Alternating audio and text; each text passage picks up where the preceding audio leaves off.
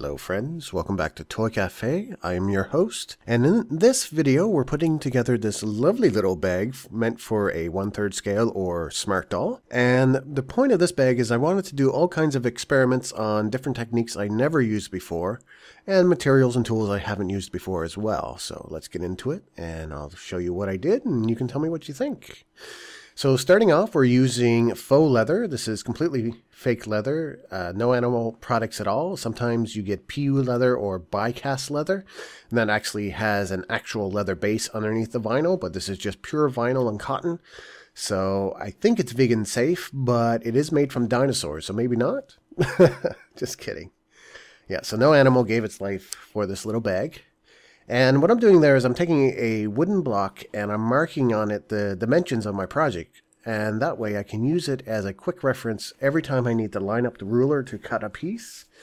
And that also means I don't have to measure every time and maybe mark the wrong line and get things the wrong size. I'm cutting extremely carefully here because faux leather actually has this tendency to deflect when you apply too much force when you're cutting. And that'll cause your cut to become curved or add a little hook onto the end of the cut and just makes a mess. So I'm always very careful when cutting pleather or faux leather. And here I'm marking the dimensions of my project onto my pieces. You have a back there and then you have the centerpiece. This bag actually only has 3 pieces. It has a front, a back, and the centerpiece. And the centerpiece makes the bottom and the sides. It's a fairly simple design, and that way I can concentrate more on the new techniques. And one of the new techniques is this lining. This is the lining of the bag, and I'm actually going to sandwich it in to the seams where the bag holds together. So I'm sewing the bag and the lining in one go. I wanted to try that. It's not very common in doll stuff because it makes the seam thicker, and thickness is really something you're always trying to fight with doll materials and anything you make in miniature because things tend to get thick very quickly. So I'm trying that out. And here I'm adding the very first holes for the stitches, and I'm using this comb, which is a part of a kit that I bought off of Amazon. And it is a set of leather working tools, and it was fairly inexpensive. I'll have a link down in the description below where you can check it out and maybe get some of your own. But it has all kinds of little tools for leather working, and it's really one of the things I wanted to try because I wanted to try a lot of leather working techniques on the faux leather to see what works and what doesn't. So this particular comb here is for laying out holes for stitches for a saddle stitch. A saddle stitch is very simple. It's the most common stitch used in leatherworking. And you have a piece of thread on 2 needles, and you just put it through the hole and even things out, and then you just follow a simple over-under style stitch. And it's very similar to a sewing machine, what it would do, except the sewing machine loops the threads around each other to give a nice strong connection. Here, you're actually looping it around the material. So it has its ups and downs, its plus and minuses, but still pretty cool. So we're just going to start stitching here. I'm not actually holding anything together here except for the lining to the faux leather. And this is really just more practice than anything. Practice at doing a saddle stitch, which I've never done before. And it's going pretty good. The faux leather is rather rubbery though, and can be a little bit difficult to work with. But once you find your rhythm, it works out pretty well. You just have to find the needle's way through the hole, and once you got that, smooth sailing. You also have to be very careful with how hard you pull the stitches. If you pull too hard, you will actually rip the vinyl, and that'll leave huge holes and terrible jagged pieces in your project. But if you don't pull tight enough, your thread will be loose and your stitch will look sloppy. So you got to find a nice equilibrium there to make it work out.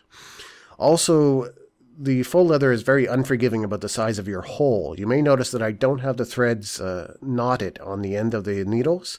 And that's because if I tie a knot in the thread, it's going to increase its diameter and make it enlarge those holes every time I pull it through. And that's going to make it look sloppy again.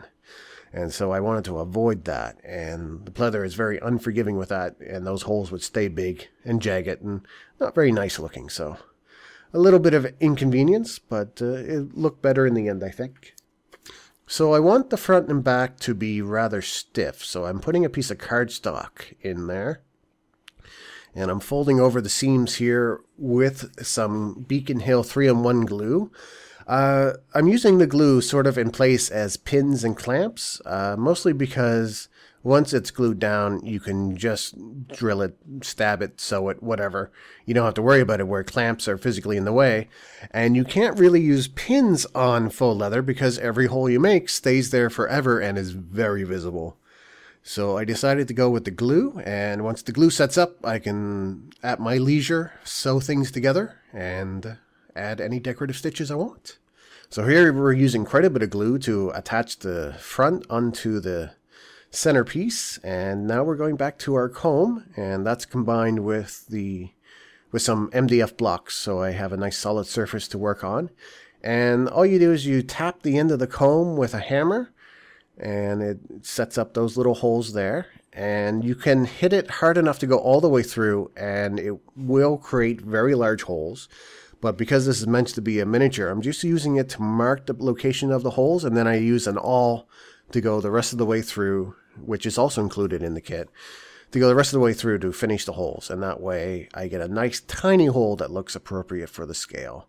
And here we go, just sewing some more with that saddle stitch. It's very satisfying to do. But unfortunately, it takes a long time as well. About 90% of this project, the time I spent on this project, is not on this video because it is just me stitching back and forth, switching needles, stitching some more. The other thing I had to be careful of was splitting my existing thread through the holes. And you can do that very easily, and it looks terrible and can cause all kinds of knotting problems. But I managed to avoid it for the most part by just being careful. When you actually sew leather with a saddle stitch, you're supposed to put both needles through the holes at the same time. But I'm guessing real leather is a lot more elastic than this faux leather, because if you do that, you're going to get a stretched out hole that looks just terrible. So yeah, just one needle at a time, just being careful not to split the thread. And it seemed to have worked out fine. A little safety tip here. You see me hitting the comb here with a metal hammer.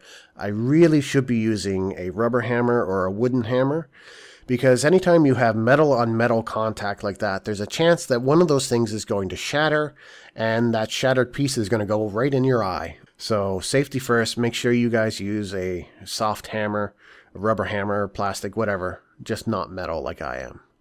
Yeah, do what I say, not what I do.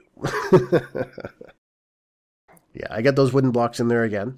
I'm using the masking tape to mark where the edge of my line needs to be, because a lot of the things you use for marking on material actually get stuck in the grooves of the faux leather, so that's something to be careful of. Now I'm preparing my straps, and I'm just trimming the ends so they have a nice pointed end. And here you can see the faux leather deflecting a little bit as I cut it. Yeah. And I just used a pink Sharpie to color the edges to get rid of some of that white that shows up whenever you cut the faux leather. Elsewhere, I was able to use a seam, a hem, and just fold it over, and that gave it a nice edge. But in this case, I couldn't do that, so I had to use a little inventive Sharpie use. So I've just marked the center here, and that's going to be the guide for my comb. And I'm being very gentle with the tapping on the comb here, because I just want to mark the holes. I don't want to go all the way through or even part way through, because if you do, that's going to deform the faux leather and make the edge bumpy. It's going to push out the edge as I increase the size of that hole. Yeah, so I got to be very careful with that. So I'm just going to mark the spots with this comb, and then I'm going to go over it with the awl, which you can see here. And that's a nice little tool. That actually came with the kit as well. And that's going to put the hole all the way through, but it's just coming out the other side as well. So the needle is actually going to do most of the stretching, and hopefully it'll bounce back a bit so it's the same size as the thread, and we won't have a bumpy edge or a frayed edge on my strap. It's difficult when you're working at this small scale, because some things that you can just forget about when you're working at full size really become a problem. Like if this was a full-size strap, I'd be so far from the edge I wouldn't have to worry about that kind of thing at all. But because it is such a small scale, you really You really got to pay attention to these little details. And so there we go, more saddle stitching. I'm only using one needle this time because this needle is slightly less thick than my last needle, and I really don't want to stretch out those holes. So yeah, we're just doing one at a time with one needle only, rethreading every time. A little bit time consuming, but enjoyable as well. It's sort of like coloring or something like that. Yeah. I'm using the piece of wood here as a sort of a giant thimble for myself. So I'm putting the needle into the material and pushing through, and then using the piece of wood to push back, so I don't have to actually wear a thimble on my finger, which is quite uncomfortable. So I marked the places where I want my strap to go, added a little dab of glue to hold things in place until I can sew them down, and I just did the same thing. More saddle stitch to sew them on, and there we go. And we have our Smart Doll. Smart Dolls are 1/3 scale. And this is Infinity, the Smart Doll, and there she is with her lovely pink purse. I think it came out pretty nice. Definitely lots of room for improvement. I need to get my stitches straighter and more even, and I definitely need to work within the limitations of the material more, but this really gave me a chance to experiment and really try out some new things. So I hope you enjoyed that video, and if you did, please consider subscribing and hitting the like button and the bell icon.